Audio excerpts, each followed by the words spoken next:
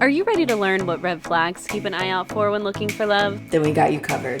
I'm Brianna. And I'm Alex. And this is the podcast where we unpack reality TV and call out the bullshit. So that you show up confidently while dating and in relationships. Welcome to Ditch the Script. Oh my God. I love it. Hi. Hey. Oh. Hello. How are you today?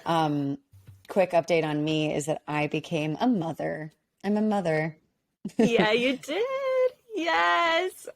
Okay. Well, for those listeners who might not follow you on social media, please express or define Motherhood. your motherdom. No, I am not pregnant. No, I did not give birth. I did give birth to an idea of having a dog, like literally a week ago. This is so crazy that they allowed this.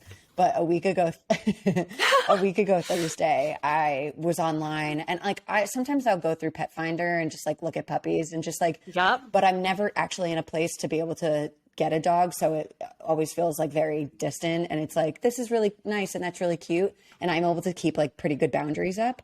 And because I'm in my own house now, because I have my own schedule and I work from home, it all feels a lot more accessible. So I saw a picture of this dog who was named Rocky at the time. And I was just like, I love him. He's like a little boxer pit mix. He just has the face that I find adorable in dogs. And I was like, if I can get my parents' blessing to help me out when I need help, I'm going to push for this. And we drank a little. I got permission. I checked back in the next day while we were sober. You're like, were those drunken commitments? Or exactly. Are we Do I still have your consent? And then I was in possession of what I now have named him as Tucker on Monday night. And so we've just been rocking with each other and we're like getting to know each other. We're courting. Yeah. We're courting. He is so cute. So cute. I'm so happy for you. He's a good dog. When you and I were just talking, we were having he was in a little bit of a crazy bitey mode. And when I'm not available to give voice commands to get him to stop, it's much harder for him to listen because he's a much better listener with voice commands. But he was crazy for a little bit and then you and I hung up and then we both napped for 30 minutes outside. Oh, how wonderful. I love that for I feel gosh. like this is what I feel like I desperately needed. Dog, yes, but excuse to go take a nap outside in the sun. Yes. Yeah. More yes. So that's how I'm doing. Yeah. Yeah, I freaking love that. I'm so happy Thanks. for you. He is the cutest little thing. I mean, obviously I'm partial because I have a fur baby too. And Django I love is Django, a but great dog. they are both, they're both so cute. And so it was fun because, for those of you, I mean, we'll just let you in on our quick little FaceTime chat that we had earlier today, and they got to look at each other. And it was Tucker adorable. was occupied with whatever he was doing, doesn't understand a screen, and Django was pensively staring as usual. Okay, I have a I feel what? I was just gonna say I feel like he was jealous of the belly rubs because Tucker was full spread, and Django's like. Can I get some of those, please? Listen, I would be too if I saw someone getting belly rubbed virtually across me. Yeah. I wanted to ask you, so what I'm learning about Tucker, which I knew once I met him and was really only going to be able to tolerate, is that he's a beta. He's not an alpha dog. I need a beta dog. I am a beta person. So I really I needed that. Am I correct in also saying that Django is a beta dog? Oh my gosh, yeah. Jordan describes him as a dog who acts like a cat, but and I get what he means by that. He's not like a spazzy type cat because I feel like cats get this reputation that they're spastic and want to take over the world, and they're doing their own thing. Django is a therapy dog. He is so calm. He hangs out. He's so chill. He does like to play, but it's not ever long lived. And, you know, it's really cute because whenever Jordan and I are sad or anxious about anything, he picks up on it and literally sits up and will come over and be like, I'm here for he you. goes to work. Let's He cuddle. goes to work. He said, time to clock in. Yeah. Yeah. So he's our vibe. You know, Jordan and I are like the kickback, chillin' couple. Like, we're not always out and about doing all the things. We're not one of those couples that I guess we used to be before COVID. We always had like weekly or weekend plans. But since COVID, we have been the couple that's like, we're just going to chill. And Django is along for that ride, 100%. He's like, I like this. Let's all cuddle. We have family cuddle sessions. It's great. That's really cute. Daily. That's really nice. But also, he goes in the middle. Doesn't that, like, how that helps you manage stress? It helps you complete like a stress response, doesn't it? Oh my gosh, yeah. So yes, 100%. Absolutely. That's what I'm finally getting to experience, because all of the stress response completion that I've done in my time has always been around breathing, and that works. And I'm not ready to let go of that. But the option to like cuddle something, I have a bit of a funny memory. Over Thanksgiving, the day before Thanksgiving, my mom's cousin was joining Jay. And he said, I was hugging my parents' Labrador, who is a big dog. And I was hugging her and I was just like, oh my God, it's like hugging a person. And he was just like, girl, that's the saddest shit I've ever heard. That is this. Yeah. I think, I mean, when he was trying to make a joke of it, but like, I was reaching to this dog to meet a need that I would want from like a person that I either don't have direct access to or I have trouble asking for. So with a dog, right? I get that. Right? It's like hard. So having a dog, maximizing stress response completion. Yeah. And it's so great because it's also like no strings attached. Like what I love, Jordan and I love this, and we talk about it quite a lot, is seeing the world through a dog's eyes, which I guess if you're a parent, seeing the world through a kid's eyes, like everything is so innocent and joyful and glass half full, and allowing that energy, like, to permeate your own being and being like, you know what, that dog energy, that's where it's at. It's like, why not live in this like playful, fun spirit of like, everything's going to be okay and let's just love each other and like be together and like, you know what I mean? I feel like in a way it's an abundance mindset. It really is. That's really true. And the other thing, so true. And the other thing I wanted to bring up as far as like the self-soothing aspect of like feeling a being of any sort that has texture to it and warmth and a heartbeat and all of that. It reminds me, this is Alex showing her dorky, nerdy self, but I hope you guys are here for it. That's why we're here. The Jonah Hill, Russell Brand movie, Get Him to the Greek. I don't know if you've seen it, but there's a scene where they're like tripping and he's trying to self-soothe and Russell Brand puts Jonah Hill's hand on a fuzzy wall and he's like, stroke the furry wall, and like ends up like writing a whole song. I will literally say that while I pet Django sometimes. If I'm stressing out, I'll sing it. I'll be like, stroke the furry pet, like, you know, alluding to it. But the reason I bring that up is you're absolutely right. Like that tactile, being able to like feel something that's living and breathing is a very legitimate way to that's good for self-soothe. grounding too. Bring yourself back to like the present. Oh my God. Yeah. Wow. Yeah. Feeling Listen, any kind of texture. if you can get an animal and living with an animal and you can be responsible for caring for an animal that works for your life, please do it. It doesn't matter what the animal is. And if you go and adopt an animal because of this episode, you best take a pic and tag us on the gram. Ooh, we need like a ditch the script pet collective. We can do it. Fuck yeah. We'll do it. We're going to use one of those IG stickers. That's what we're going to do. And we're going to move the masses. I love it. It's really good. Okay. Plan made. Check. Done.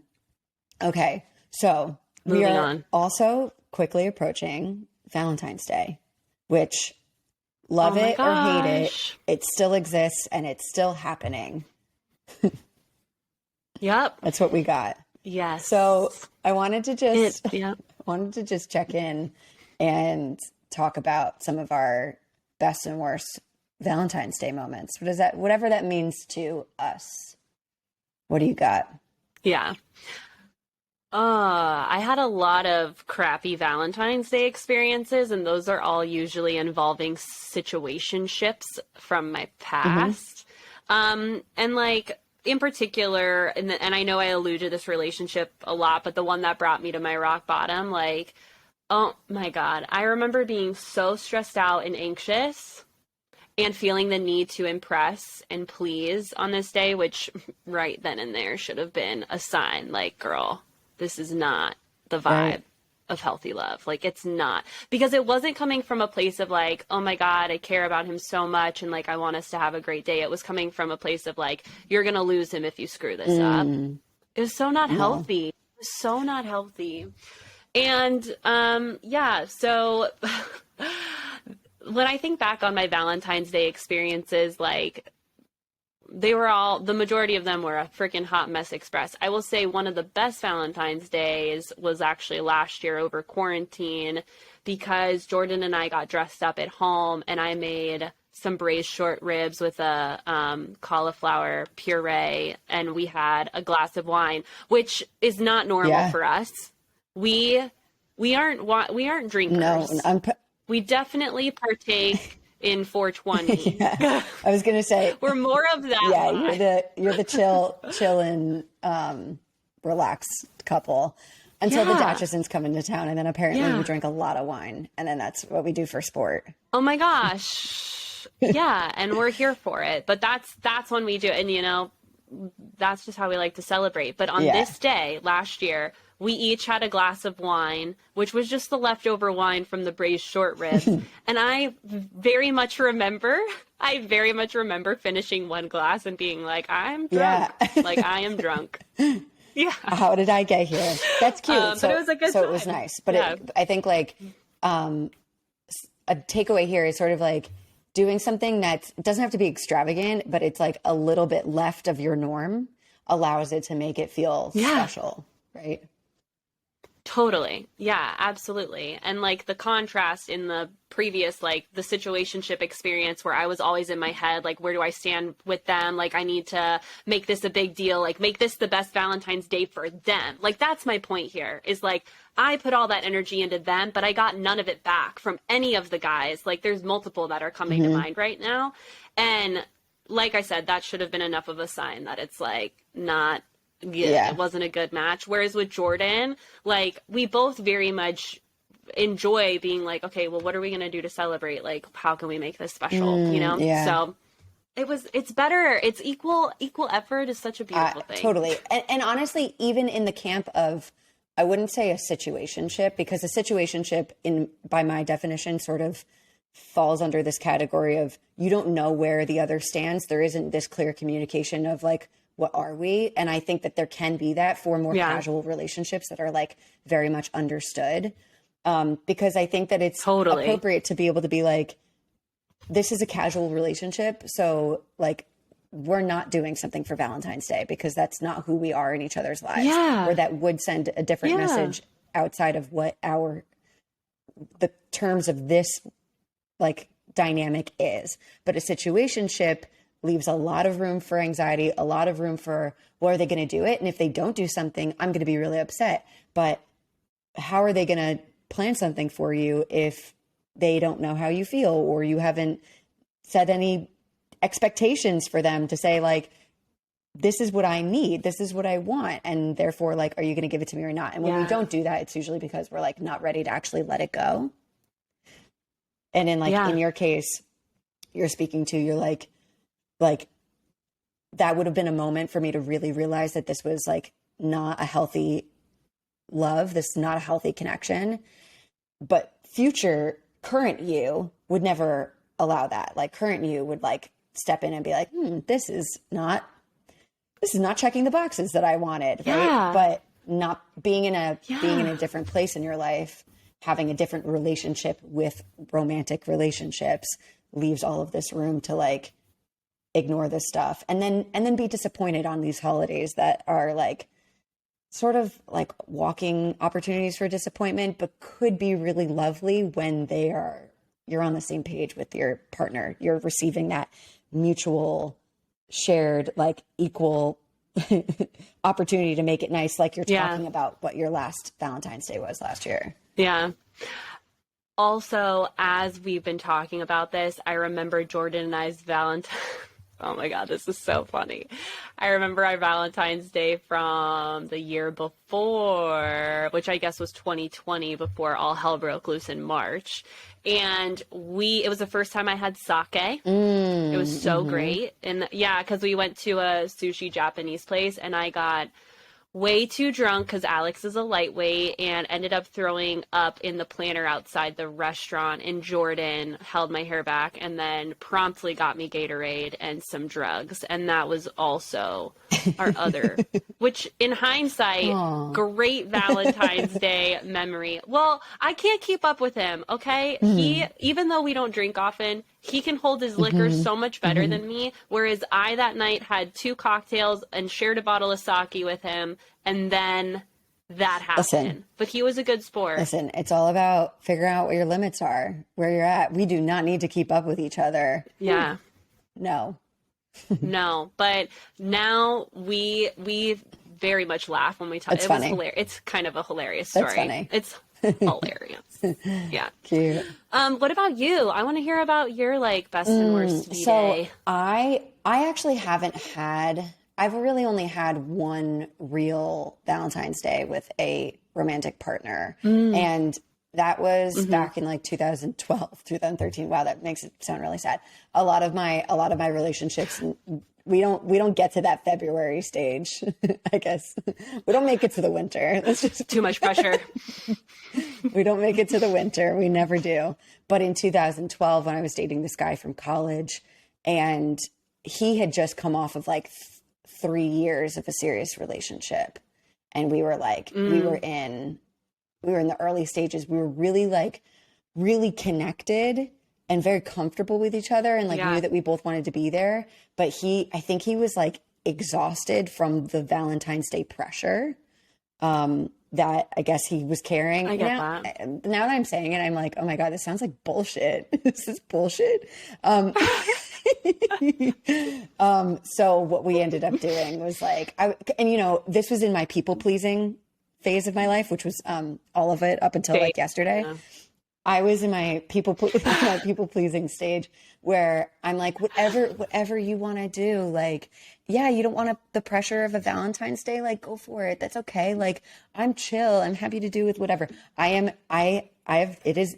been like 2 years of me breaking these fucking patterns because, like, yes, is it great to be like the chill girl?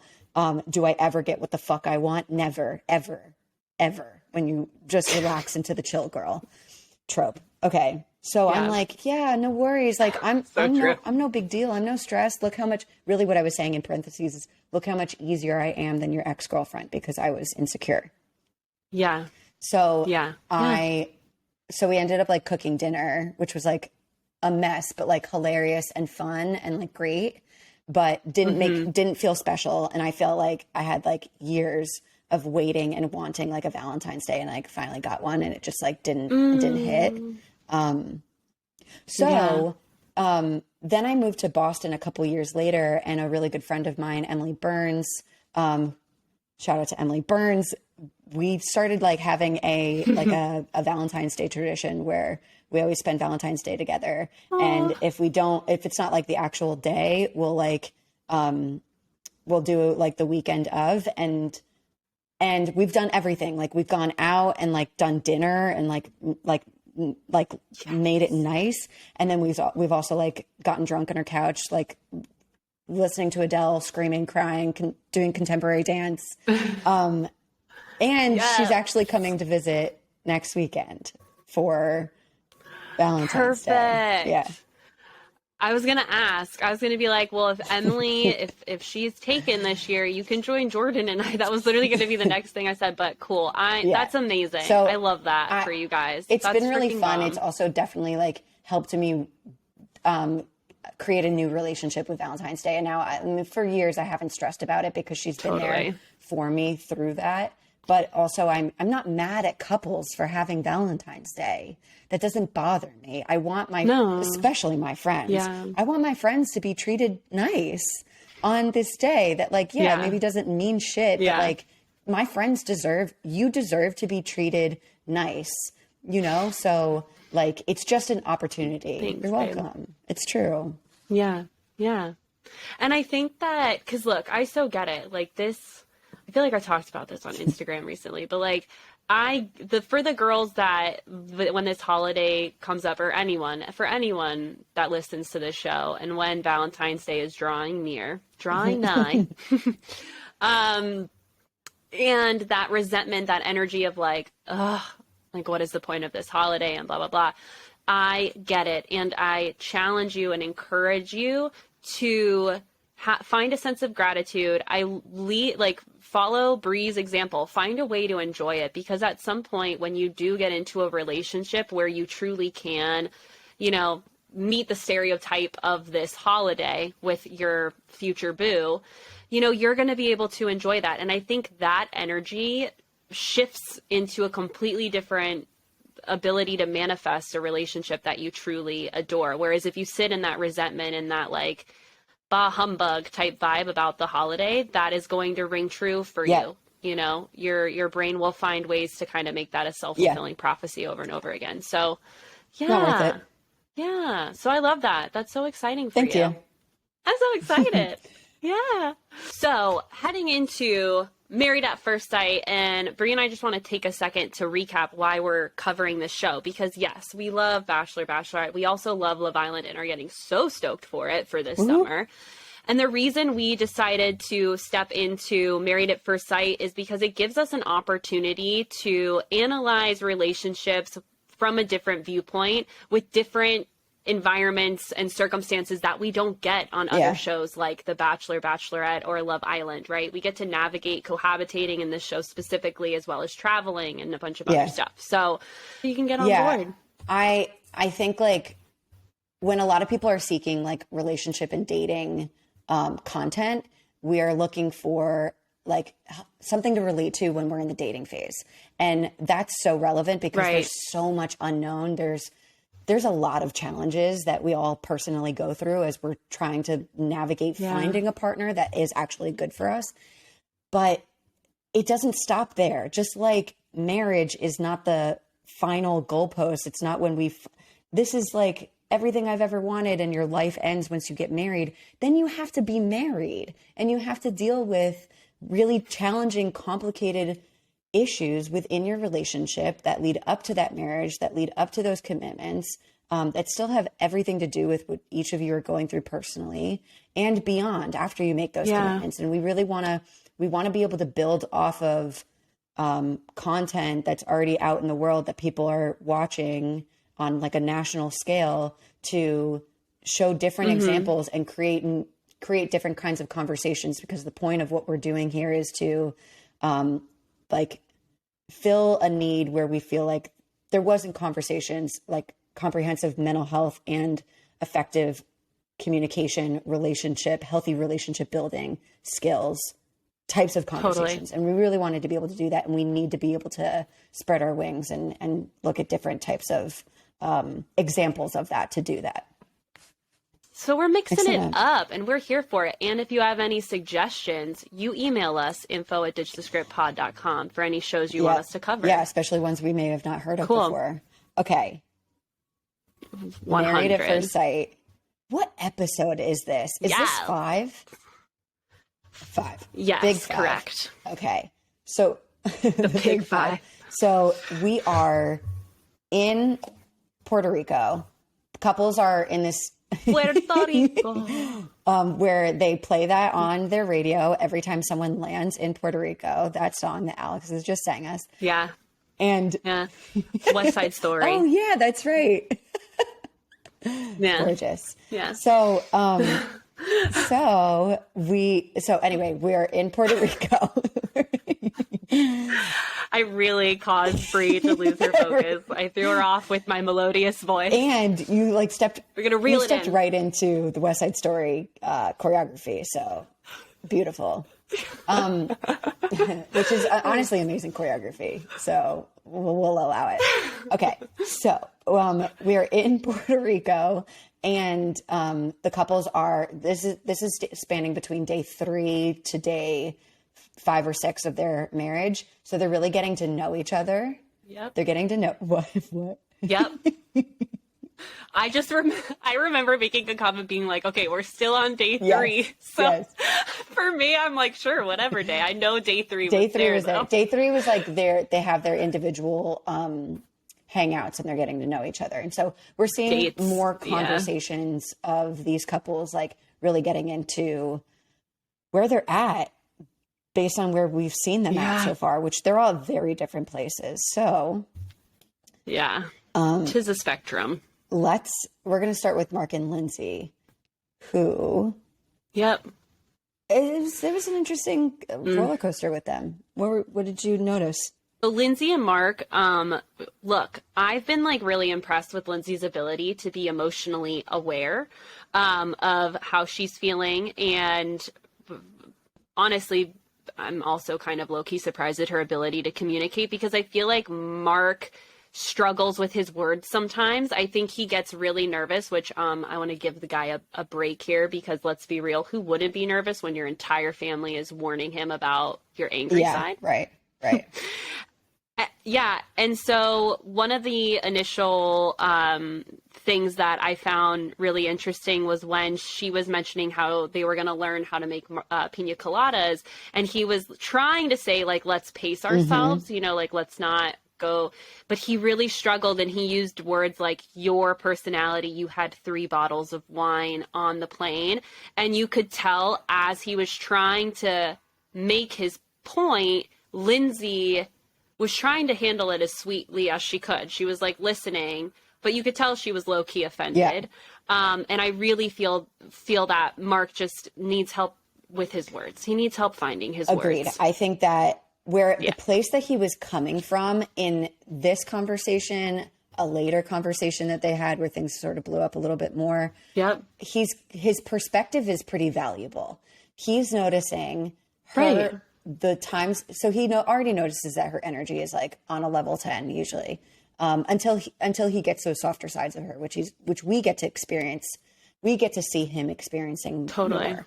But what he also is picking up is that her drinking supports the times that her personality is intruding other people's space, right? Physically and energetically. So he also notes that he's like triggered essentially from like, he has a past relationship. Maybe I shouldn't put words in his mouth and say that he's triggered, because I'm noticing that he's triggered, but I don't think that he is. He had a past relationship where someone was drinking a lot, and that was really challenging for him to like support that previous partner with, and he didn't know what to do. And so he's seeing Lindsay drinking and how drinking affects her in like social settings or in general. And so he's trying to like express a concern, or honestly just like see if he can get her to meet him in the middle. And he's not doing that. He's not doing that effectively because of what you're mentioning, because his like communication really struggles. And I think it's giving him a lot to think about. That's what we're noticing. Yeah. So as far as like, because I know we've touched on this before, Lindsay has some growing to do in several ways. And I'm not saying Mark doesn't, but this is definitely one of the ways that I feel is going to be imperative for him to be able to have a successful relationship with Lindsay, is learning how to use nonviolent communication so that she hears him, instead of him using words like, well, with your personality and you had 3 bottles, like that is so triggering for someone who that can be heard. What I'm trying to say is that can be heard as a critique on her as a person, instead of it being like, I'm concerned, or, you know, I've had an ex who drank a lot and I really just want to navigate what your relationship with alcohol is, you know, like, let's talk about it. What boundaries can we set? Right. And that's what, you know, it'll be interesting to see. And as this episode continues, we very much see him continue with that, and eventually it blows up, which we'll get to in a minute. But yeah, when he's talking about his past with his exes and he brings that up, and I was really concerned with how Lindsay was going to react to what he was being vulnerable sharing with her. And I, again, was so surprised at her response. She handled it so well. And she was like, it sounds like you're a people pleaser and you don't always put yourself first. And then, like, in her confessional, she was like, with him, I want to be able to help him find a balance there. Whoa. This duality she has is so fascinating to me, because they're very extremes on one side and the other. It sort of speaks to the fact that, like, it sort of speaks to the effect that you're noticing, whereas when Mark uses you statements, which we talked about last episode, to say your personality, your drinking, when you do this, you're this. She gets defensive. But when he's just sharing and being vulnerable and coming from a place of his own feeling, his own experience, she can hear it. So it's not fair for us to just blame these blow-ups or the times that Lindsay gets defensive on Lindsay and Lindsay's loud personality, which when people act... I completely agree. When people's energy are like present in the way that Lindsay's does, it's very easy to blame that person and to sit back and be like, I'm the good guy. I'm the good guy. When really you're not doing yourself any favors to help this person engage in sharing and understanding. What you're doing is you're cueing defensiveness in your partner. And that's why she gets offended. And I noticed that she starts like kitchen sinking. She's like, well, if you want to take things slow, we'll get to that. Actually, we'll get to that. This is at the end of the episode for Mark and Lindsay. They're having, quote, romantic dinner, which was not experienced in a romantic way, because they had a really big conversation. Basically, everything that's been going on with how Mark's feeling about Lindsay's drinking, and the way that he feels about her drinking, and the way that he is experiencing her on this trip. He's getting more sides of her, and he's finding himself feeling like, I'm not sure I'm interested in everything that I'm seeing about this person. So it's giving him a moment to pause. So what he decides to do is he tells Lindsay at dinner that he really thinks it's important for them to like slow down, take the pace. Now, what we did learn in this episode is that they have already had sex. So that's important to name, because he's now asking her to take things slower and go at a slower pace, which we understand from his confessionals is because he's just like not sure now that he's getting like a full Lindsay picture. And how she receives it is like, whoa, what do you mean take it slow? We've had sex. You're telling me I'm the one. You're telling me I'm all of these things. You just want to be by my side. You want to have my back. What she ends up doing, and that would actually be all fine and good. What she ends up doing, from my understanding, out of a place of hurt and defensiveness and like self-preservation, is she starts kitchen sinking, and she's like, well, maybe you need to... It's going to sound silly because it has to do with farts, but it's serious, because she's like, well, then you need to scale it back on the burping and farting and the closing the door when you take poops. And like, really, like she's calling him out on like his real people business, but that he clearly exposes her to. And that to her, she's like, well, is that taking it slower? She's basically calling him out because she thinks it's a cop out, which I think it's a cop out. Yeah. What do you think?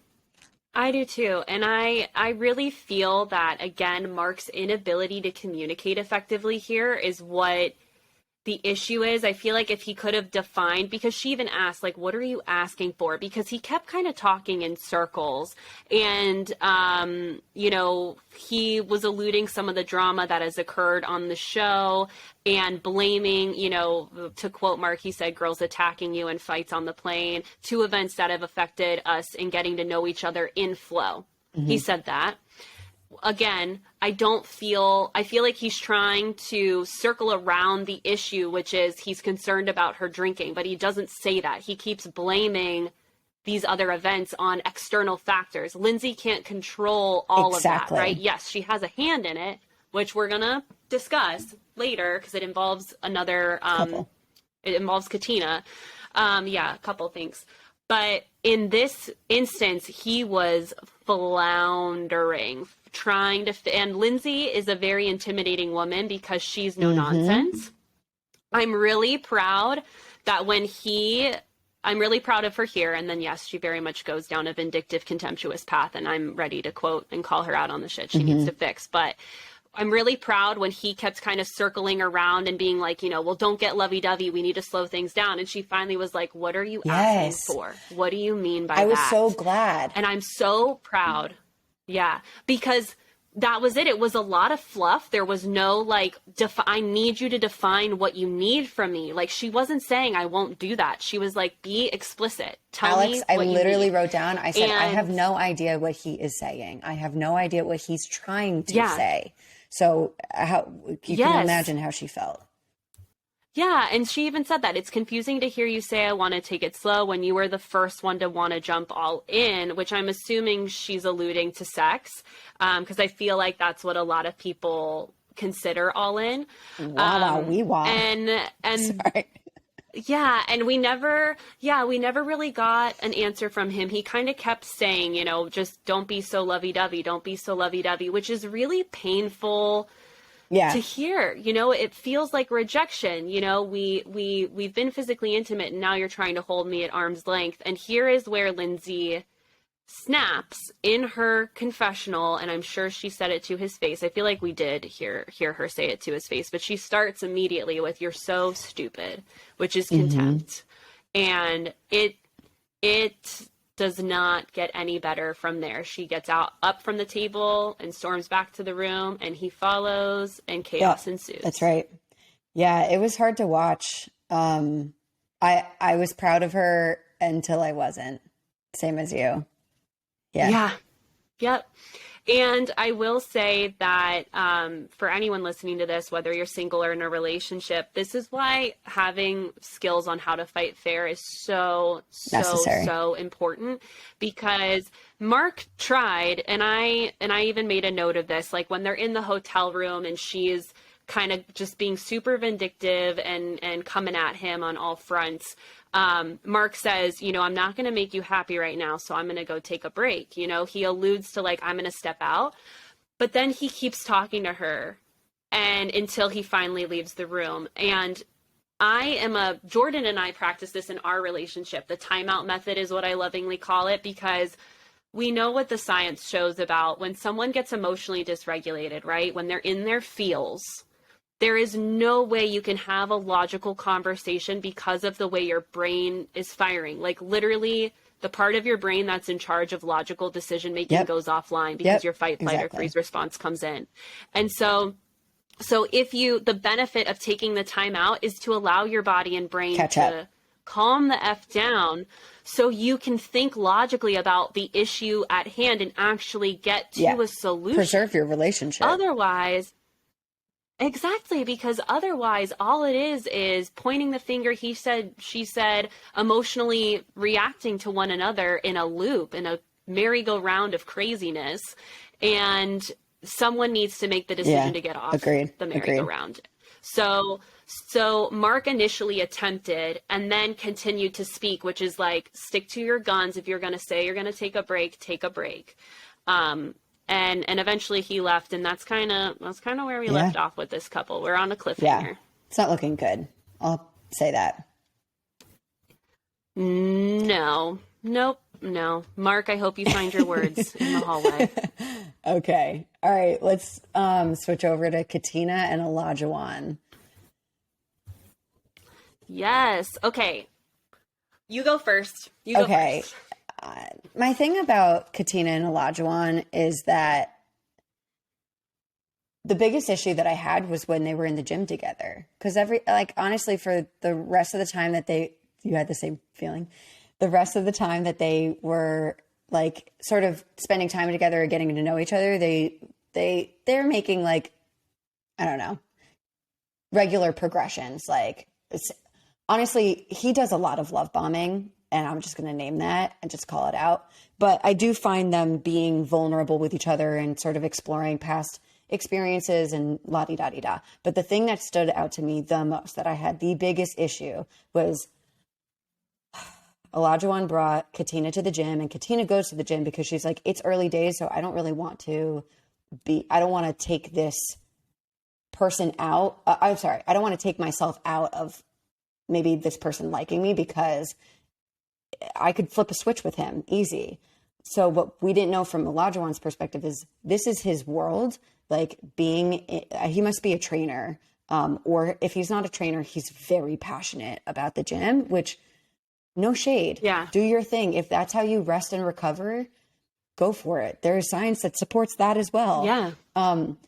But yes. What he ends up doing is he's coaching her in this gym setting. Like, they're working out and he's coaching her, and he's like making her do these exercises that like are purposely really difficult, which is like, it's the gym, so duh.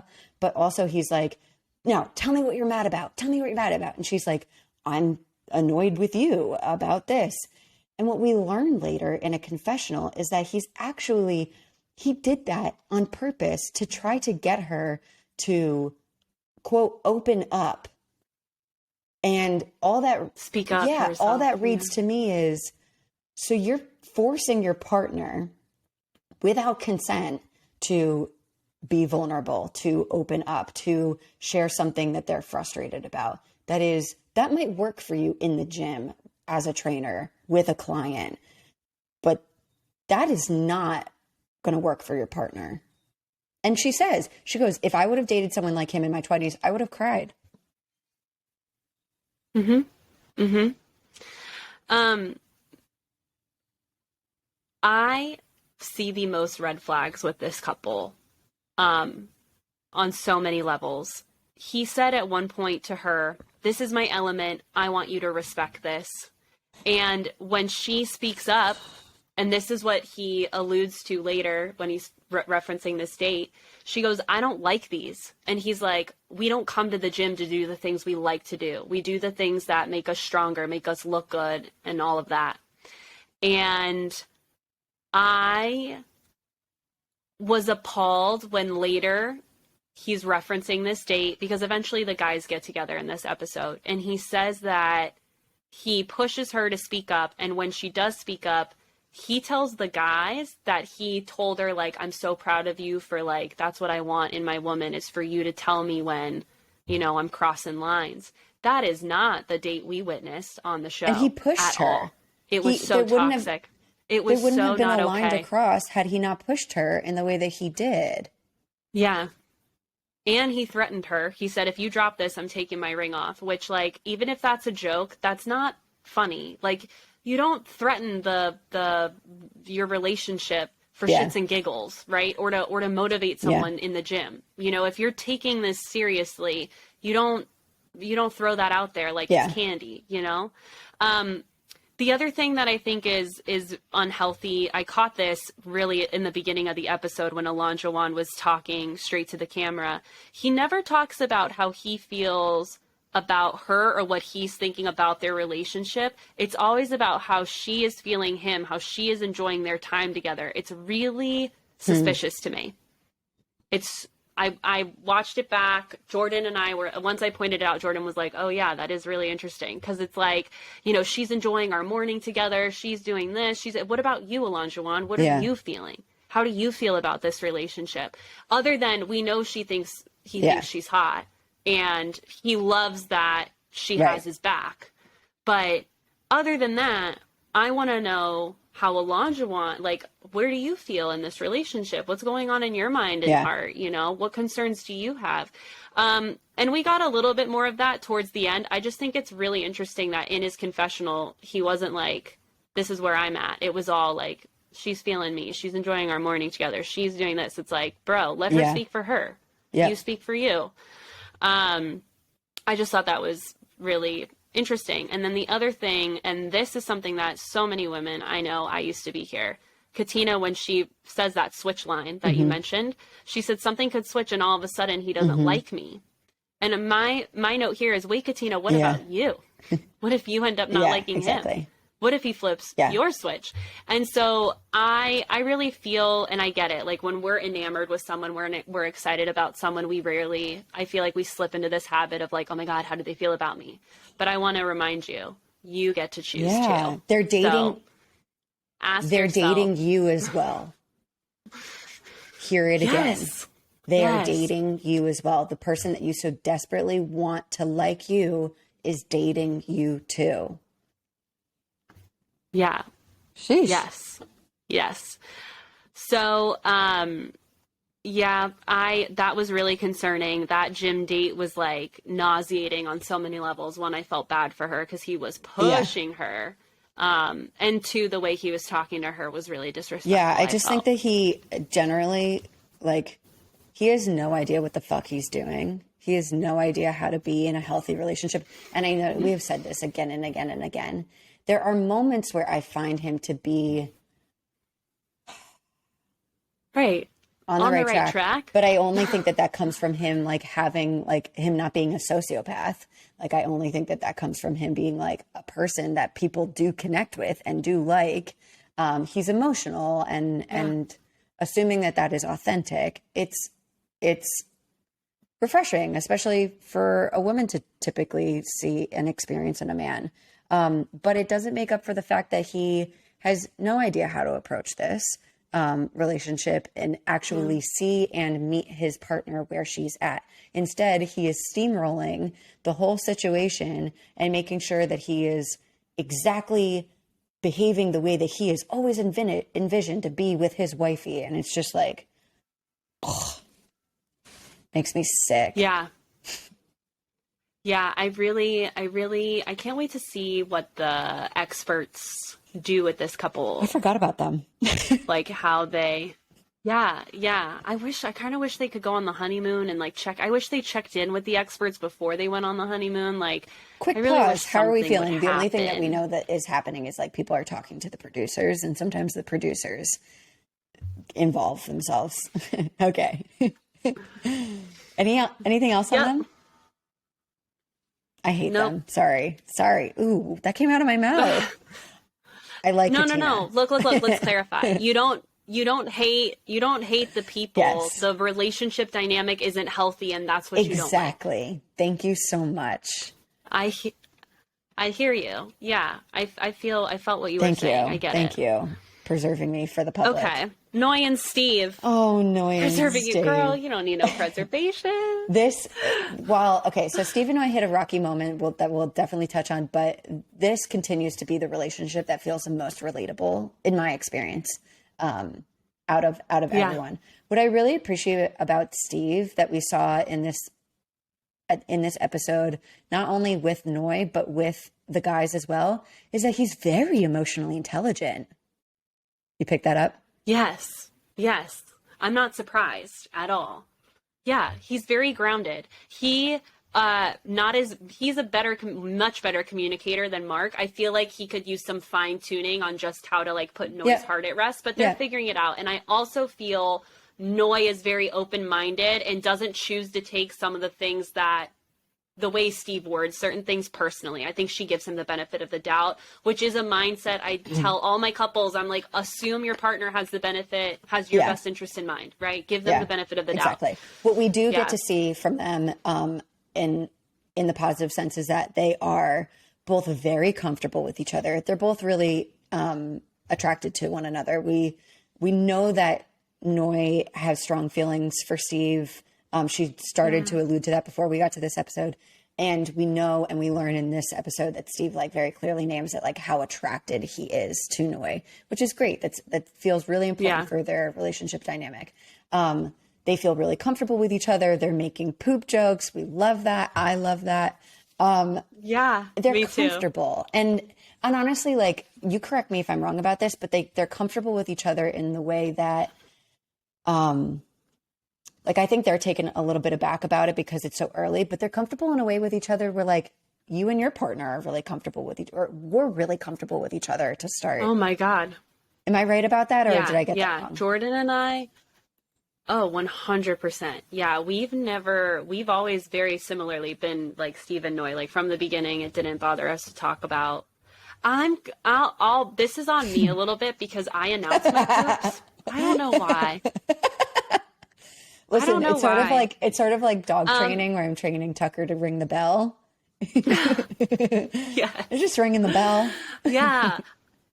I remember, okay, this might be TMI, so if anyone listening to this isn't a fan, you can just skip forward the next 30 seconds. But basically, like, as Bree knows, and we've, like, low-key talked about it, like, I need to stay on top of my... Your gut health. Your gut health, we will call it.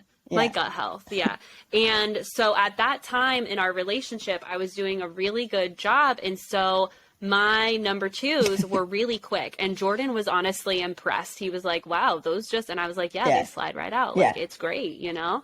And so that's how it kind of started with us. Opening that door. And actually, I'll say recently, opening that door, and we're very comfortable with one another. Like, I mean, I even mentioned at the beginning of the episode, the man's watched me bark. Like, we're very comfortable with each other. Okay. And so nowadays, though, I will say we had a really good heart-to-heart the other day about childhood stuff. And he mentioned, like, you know, his dad always valued his bathroom privacy. And so now I'm making it a point to, like, no matter what, I always close the door for me, like to allow Jordan more of that. You know what I mean? Because he always closes the door for him. But I'm the girl, and like you and I live together. Like, I never closed the door. I lived with other girls in college. There was different. There were some of us didn't. Some of us were very comfortable with the door open policy. Others were like, Jesus fucking Christ, I'm gonna kill you. Yeah. And so Jordan, he's like, he straddles the fence because like he doesn't necessarily mind. Like, he didn't ask me to change that, but when I realized like how much he valued that in this conversation, I was like, oh my God, I'll totally do that for you. Yeah. And so it's a habit I'm working on building. But yeah, very fascinating. We also, and the reason we got into that is because both of our families had no bathroom boundaries growing up. Makes sense. And so that makes a lot of sense. This is a really good example. This example plus Stephen Noi's example of like one version of a really like closely connected romantic relationship dynamic. Like, you can have this. Like, this is one version where you're very close, very comfortable, no bathroom boundaries, but also learning to scale back bathroom boundaries because it like preserves intimacy. We do know that that's true. And you don't have to be this couple to feel that you're in the right relationship.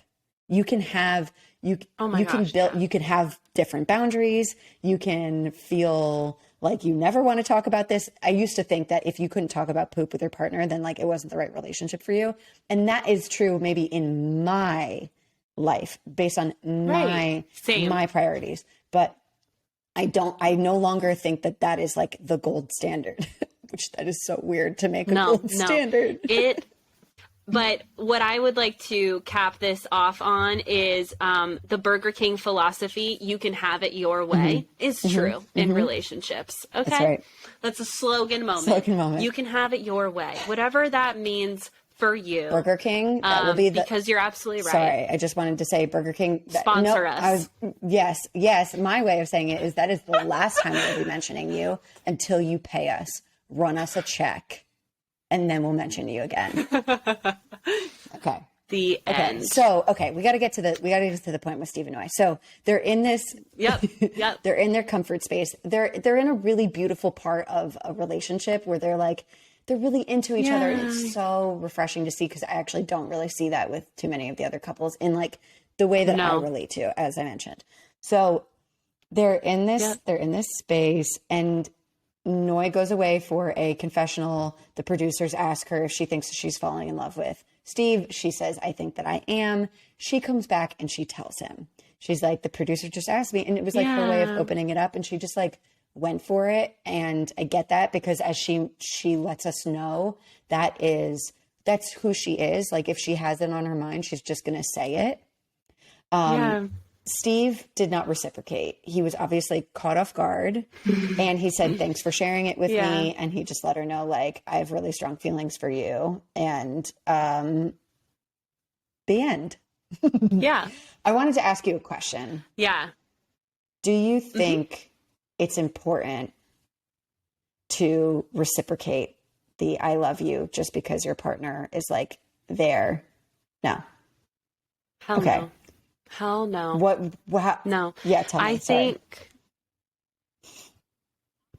I think that if you feel it and you want to share it, do that. And do not have the expectation of your partner meeting you there. And that, I feel, is where Noi was a little, and she admitted that later. She was like, I was assuming I would hear something different in return. And so that expectation is really what the painful part of this exchange was. Yes. But I feel that she was self-reflective and emotionally mature enough to catch that in her. And again, she chose not to take it personally. Yes. And that's so beautiful. Yeah. It doesn't mean that it's not going to sting or that you're not going to be disappointed that he didn't meet you there, but being able to share your feelings with someone from purely a state of freedom of expression, not I'm saying this so you say it back so I feel reassured, so I feel self-soothed.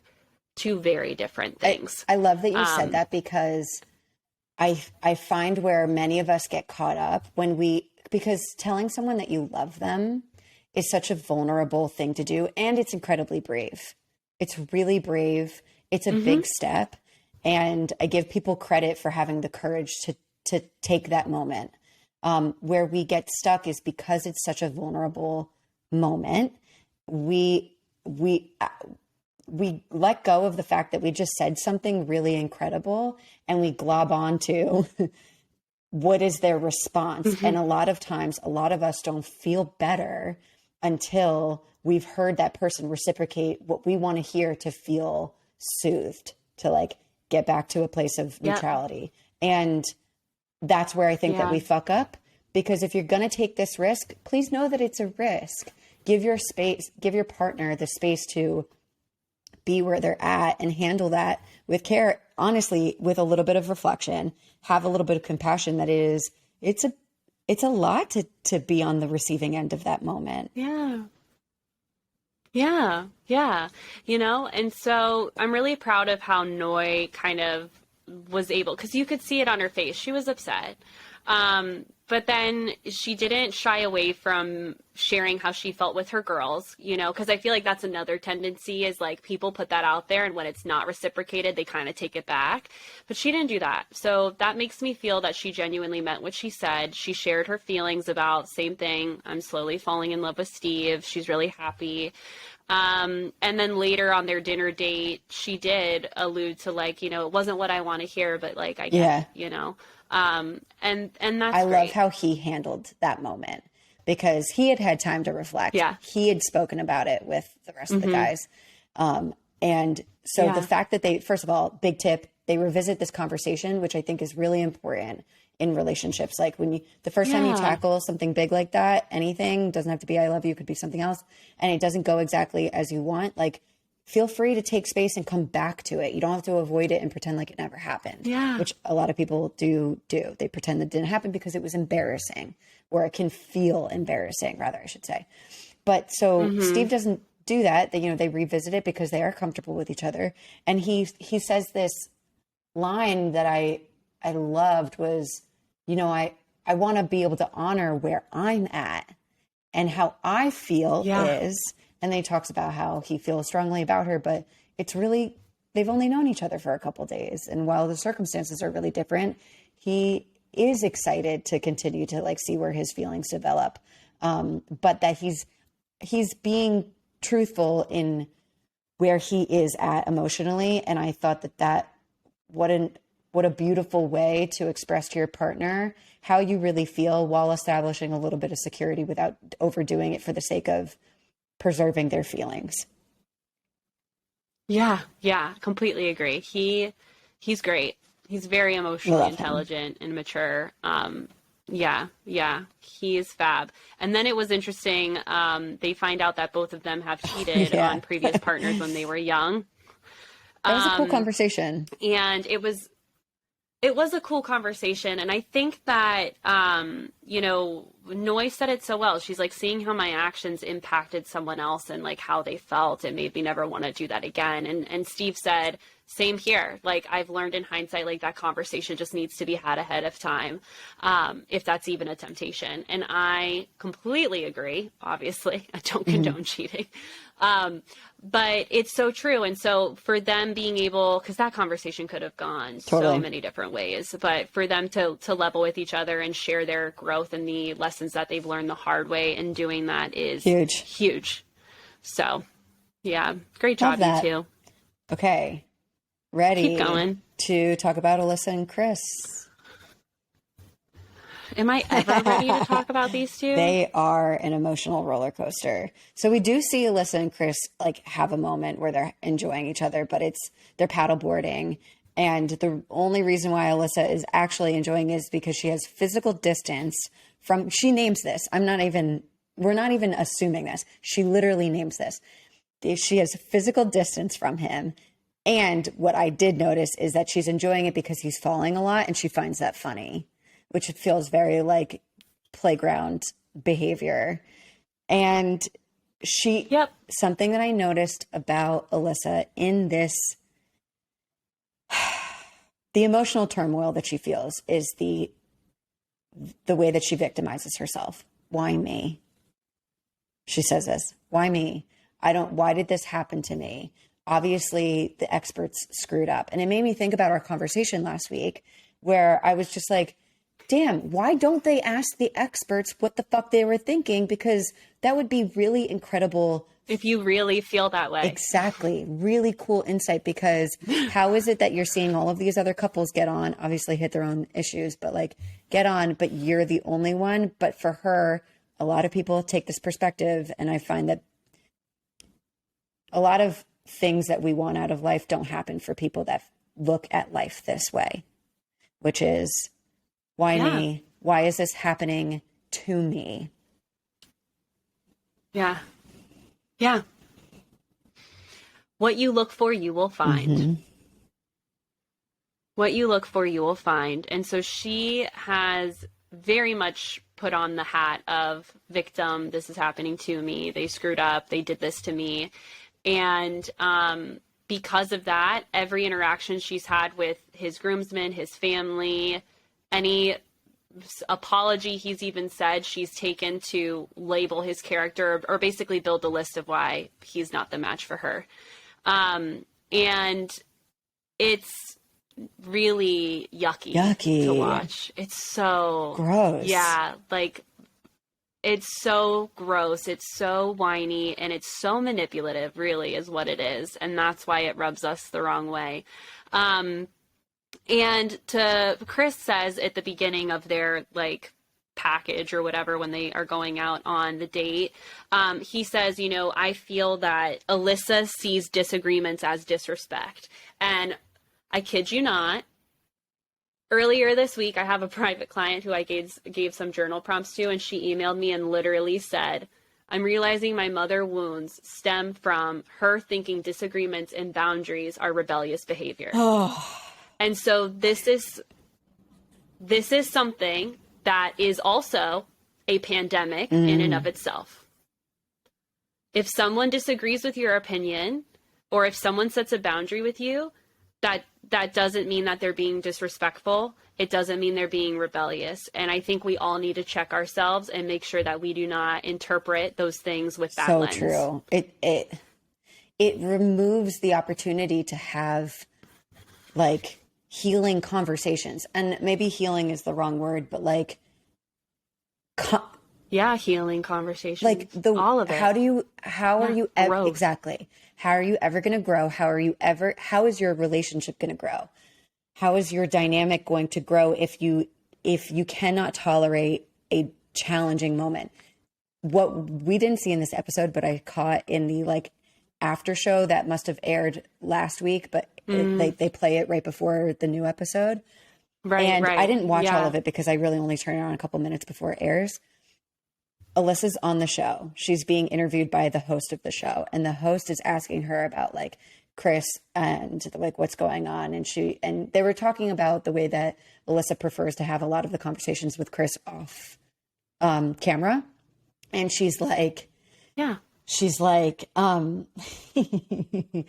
she's like, but isn't that the point of the show? Isn't the point of the show to like show these parts of this development and what you're going through and how you guys are navigating this? Yeah. And I don't even remember what Alyssa was saying, but she became so frustrated by this challenging moment that she got up and walked off.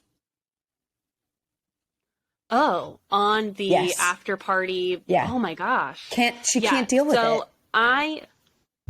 So she, and I have a note in here. She can't take any kind of responsibility, ownership, or accountability. It's so bad because she alludes, I mean, we're going to get into it. So they do the paddleboarding date, and I completely agree. I literally put in here, if the roles were reversed and she was falling and Chris was laughing at her the way she was laughing at him, she would have been livid. Pissed. It would have been and then I also, Jordan and I were gobsmacked when she was like, despite everything that's happened, I'm trying to be the bigger person. Almost lost it's my like, fucking mind. what world do you live in? Yeah, and the second they make it back to shore, her switch flips and she is like sitting so they're on those little like beachy loungy chairs or whatever, and she sits 2 away from him, so there's one empty one between them. And then he is trying to engage with her and she's giving him one-word answers, and then Chris goes, I'm sorry if up until now I haven't made it clear that I think you're a cool person. Because he's trying so hard to extend an olive branch to this woman. And it's killing me that he keeps apologizing because he truly has nothing to apologize for. And she is just eating it up. She's like, yes, keep apologizing. Because that's to what her, she deserves. She can look back on that. Yeah, and she can say, you've already apologized to me. Look, like, why would you apologize to me if you're not doing anything? And it's like, well, that's his way of trying. You know what I mean? So it's like, she's very calculated to me. She's very calculated. Well, I think that like inability to take responsibility and constantly being in this victim state, it sort of shows why she responds the way that she does. She's having a hard fucking time. Yeah. And then she admits to him, the experts didn't do this right. I went and saw a psychic and she said that I was going to meet my soulmate that had pretty eyes and an eagle tattoo, which prompts me to go back to last week's episode when Chris very much called her out and said, I feel like you came here with a certain person in mind and I'm not it. And she was like, that's not true. And now literally she's admitting that that's exactly That's really what interesting. It is. Good catch. So it's not okay. Yeah. It's not okay. That's what I mean. She's super calculated. And then with the girls, she actually tells them that she really thinks that they're going to do this and then part ways. I forget what's the language that she used. Go try something else. Yeah, I'm being honest, I didn't even take notes. I have like my girls boat date and guys boat date section in my notes, and I didn't. I know I wrote it in here somewhere, but she refuses to have the conversation. She's like, we don't really need to talk about it. Yeah, and then Lindsay asks, well, like, how are you feeling? She's like, we don't need to talk about it. It's so weird. It's so awkward. I just don't know why she doesn't leave. Yeah. I don't know why she doesn't leave the show, leave this relationship. She wants the trip. The exposure. Yeah. So then the next day, because Chris now is like, well, the best time we've had together is doing activities. So let's go snuba-ing, which is a snorkel scuba combo, something that I would do. I would snooba over scuba just because scubaing freaks me out. Agreed. But anyway. Totally. And she was like, well, I'll watch you from the shore. You go do that. And so he goes alone, which I'm really proud that he went alone because, like, at least he's going to have some good memories, you know, doing something.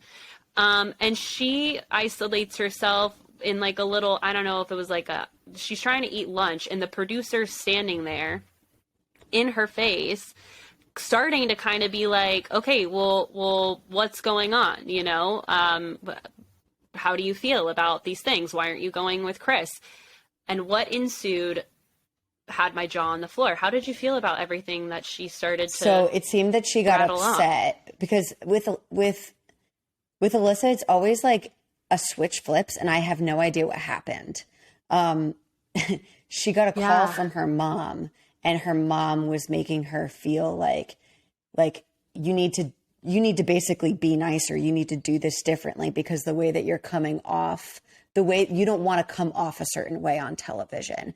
And true to what we have mentioned in this episode about Alyssa not being able to handle difficult conversations, critique, challenging moments, someone telling her that she's not doing everything right, which is so contrary to the reality in which she lives in. She totally lost it. Well put. She totally lost it. And she became so emotional. So I think that she honestly seemed more emotional about the fact that her own like ego and image was going to be compromised. And that her mom was like putting that in her head. To her own. Yeah. And Alyssa, to your own making. Like, literally. You are doing this to yourself. And yeah, so she goes off about like, I'm being the nicest person ever. You know, bullshit. I just don't like him. And the producer asks, so totally. And the producer asks like, okay, well, what kind of things would you like to do? And she responds and says, I don't know, like leave here. Yes. Is her quote that I wrote down. And she was dead serious. I really wish. Yeah, I really wish the producer responded instead of asking more questions and was just like, okay, I can make that happen for you. Because I'm getting really sick of this. I'm getting so... She's nasty. So... She's nasty. Poor Chris is he's being traumatized. Like, I mean, he's old enough to handle it and I feel like he's emotionally mature to handle it. But like, this is potential abusive behavior. Like what she's doing to him. Yeah. It is not okay. Yeah. Yeah. It's not okay. It is gaslighting to the extreme, you know, and she's trying to gaslight us, the audience, being like, I'm the nicest person ever. And it's like, what? Thankfully, we're not falling for it because we see enough. But yeah. And I want to clarify people who are unfamiliar with gaslighting in a true sense. In this example, the general way that Alyssa gaslights Chris is that she has all of these very clear feelings about the way that she doesn't like him. And then in his presence, she's very like, okay, yeah, we'll see how it goes. Okay. Like, yeah, you can do that with me, I guess. Or like, okay, like, that's fine. Like, we can talk about this. We can talk about that. When she has no actual intention of fulfilling those promises or like those actions. And that's why we see Chris, because Chris is not stupid, but what he's responding to, in combination of the expectation of the show, which is like get married and have a relationship, he's responding to what Alyssa is saying to him, which is why he looks like an idiot, because he's like, I'm doing everything I can and I'm not losing hope yet. And if she'll just do this with me, then maybe we'll have something, because she's not being upfront with the fact that she doesn't fucking like him. Get out. Yeah, exactly. So he's picking up on her energy, which isn't matching her words. This, to boil it down, because this truly is gaslighting. And I feel like the typical examples I even give, just because it's so easy to wrap people's minds around, is like, you're so sensitive, you're so dramatic, that didn't happen. But let me be very clear. This form of gaslighting can be a great example is if someone is upset, and this is the stereotype is that women get upset and we say, I'm fine, I'm fine, I'm fine. When your energy is not fine, but you're saying you're fine, that is technically a form of gaslighting, because what is being picked up on the other person is not matching your words. And so, although it's unintentional, because I feel like generally when anyone were to fall into that, it's because you feel uncomfortable bringing it up, or you don't want to like make a problem out of something. And so you're trying to just be like, I'm fine, let's sweep it under the rug. Yeah. It's technically really harmful to the other person because they start to doubt their ability to read you and understand what energy you're putting on. Right. Exactly. Right? They're doubting their inability to like, oh wait, am I really misperceiving her energy? Yes. Like, what? Exactly. And so that's what is happening here on a larger scale with Alyssa and Chris repetitively over and over and over again. So, yeah, I'm glad we could take a moment to kind of educate on this form of gaslighting, because I feel it takes a little bit more explanation and comprehension to like really understand what we're referring to when we say she's gaslighting him, because it doesn't always sound the way that we think it sounds. Absolutely. Yeah. So that's where we leave off with them. My hope is either Alyssa, they go home. I need them to go home. But we know that that's actually not what's going to happen. Be gone. Okay. Mike and I'm sorry. Mike and Jasmina.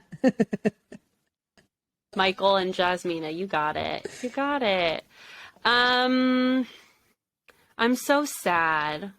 Yeah, tell me why you're sad. I'm so sad. I really wish Jasmina would become more curious and compassionate about understanding Michael and why the way he is, instead of trying to convince him to be different. Be already at this level of communication and a perfect fit for Jasmina. Now, we have come to know her as a no bullshit type of woman, and we can see that her mom modeled that for her. She's like, I don't tolerate disrespect. I don't tolerate feeling underappreciated, all of these things. And if she could just hear him a little bit more, she would know that she's not being disrespected by him. Okay, right. We got to back up and see where all of this sort of came from. So as they like, okay. So as we get, I was shocked. I was so like, it sort of starts from this place of okay. Jasmina's already got sort of a poor taste in her mouth because she's worried that Michael is always thinking the worst in every situation. She does eventually bring that to his attention, as we were hoping that she would. And he says something really poignant where he's like, I guess I feel like if I consider the worst, first of all, he talks about all of the loss that he's been through. If I consider the worst possible scenario, if that's the outcome, then I won't feel as hurt. And while I can appreciate that is not a totally effective way to move through life, that is what people who have experienced a lot of loss, a lot of grief, or a lot of trauma tend to gravitate towards. And it's valid. And she's not validating him. So she does sort of come to a place where she like understands that a little bit. And then he begins to start overthinking. And he names to her, she notices that he's overthinking. She's like, why are you doing that? And she makes it sort of like a really big issue. And he's trying to express to her, if I'm overthinking, it's because I really want to do this right. And then we learn they're exploring their past relationships. And he lets her know that he actually hasn't been in many relationships and has been single for a really long time. I take issue with Jasmina here because what she tells him is, or what she doubts, I don't know if it was with him or in a confessional, but she's basically like, I don't see how this person could like be ready to give. She says this to him. I don't know how you'd be ready to give your all 100% to a relationship if you never had one. I took that personally because I identify with his position. I think that's so short. There were a few things where I was like, ooh, girl. Yeah. Simmer down. Like, be more compassionate, be more understanding, get more curious.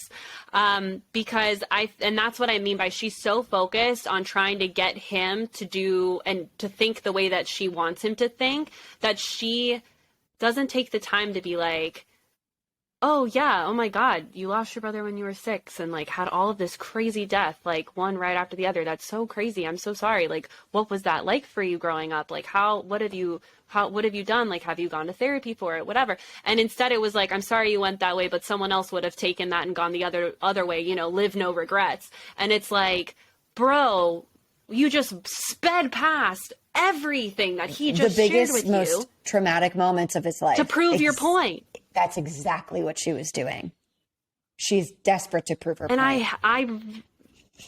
Yeah, and that's what I mean by like getting him to be the way she wants him to, is to prove her point. Like, she wants to state her claim, and again, perspective on how he could have done differently. And it's like, that isn't helpful here. Yeah.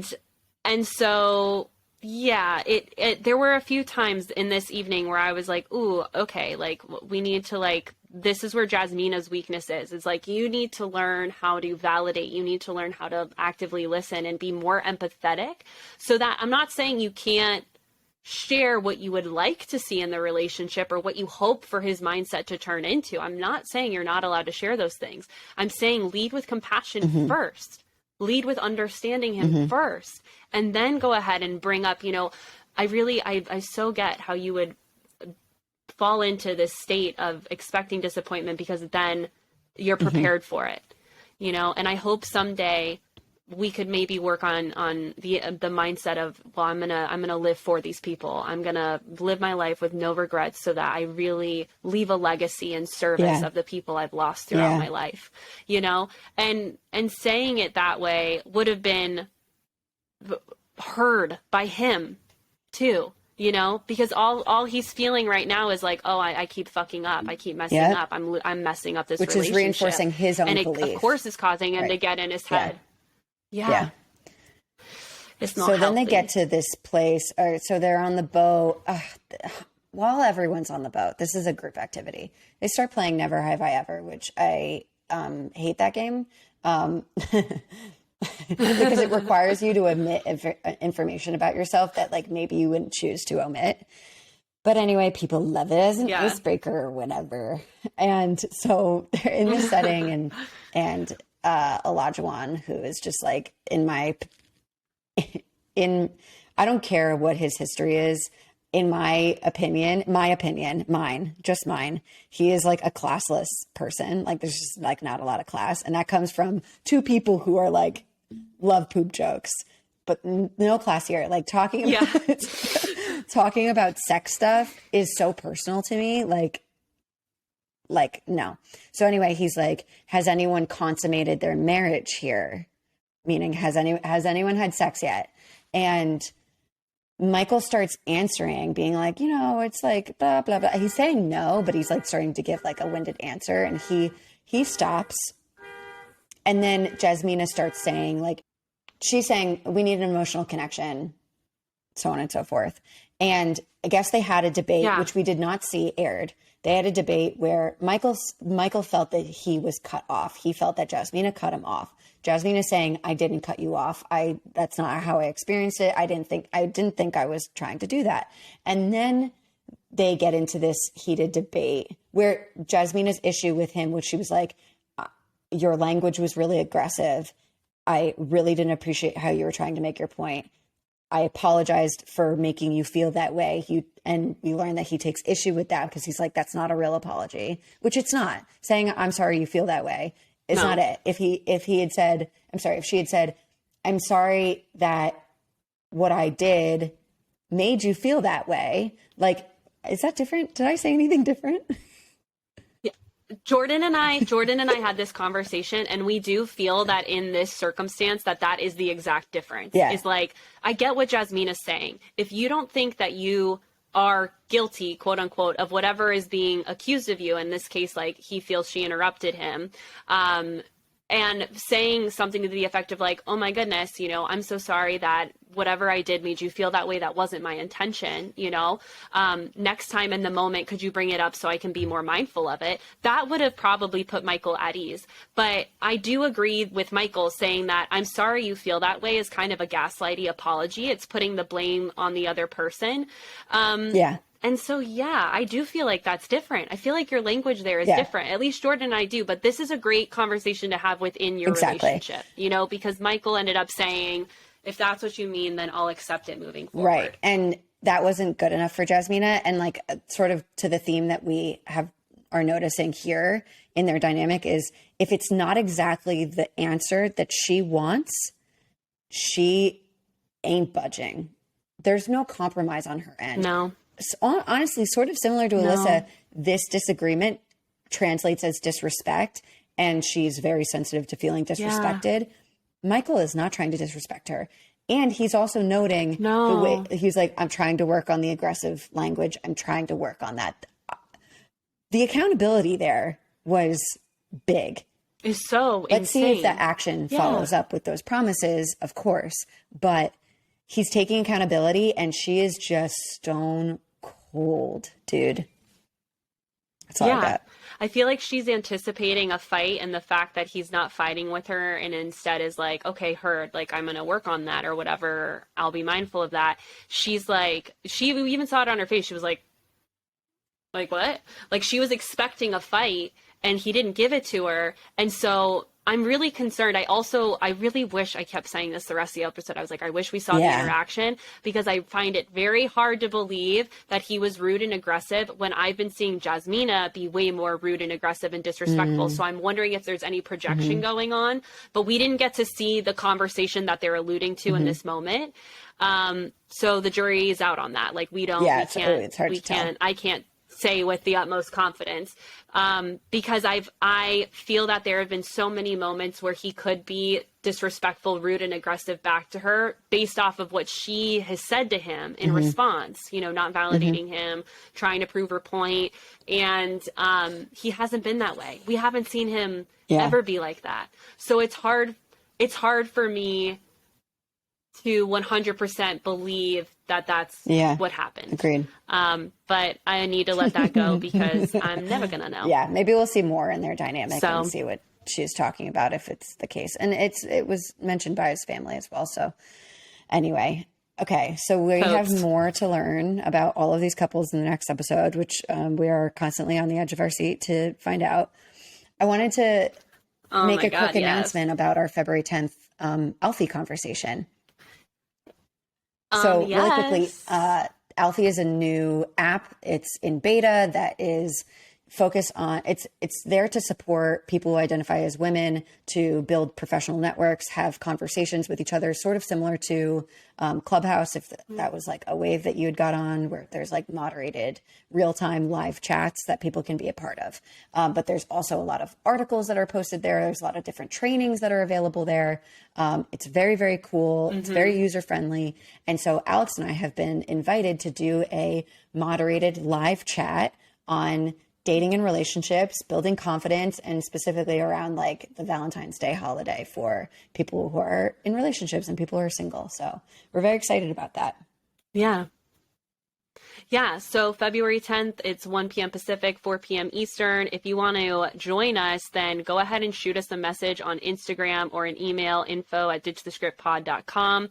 And we'll shoot you the link because you must get an invite code from the app themselves. So we will shoot you a link to send them your info, and they will reply with an invite code to the app so you can join it and hang out with us. Yeah. Other than that, we love you guys. If you like this episode, rate us, review us, share it, screenshot it, and share it to the gram and tag us. We love to see it. And bye. Send us your listener questions. Yeah. We'd love to hear them. Goodbye. But send us your listener questions. ditchthescriptpod.com. Bye. Okay. We love you. Bye. Bye.